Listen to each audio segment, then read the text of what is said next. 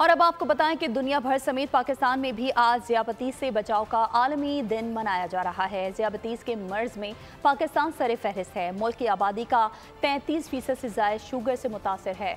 Report कर रही हैं मरियम हसन। ज़ियाबतीस एक खामोश कातिल।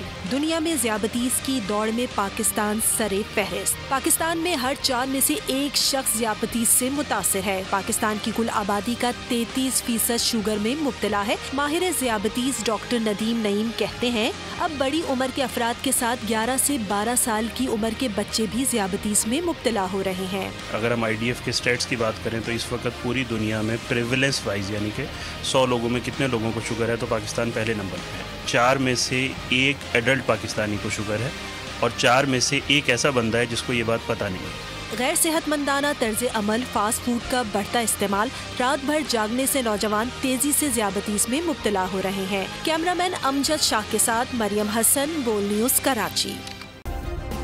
सब्सक्राइब करें और बेल दबाएं ताकि कोई खबर रह न जाए।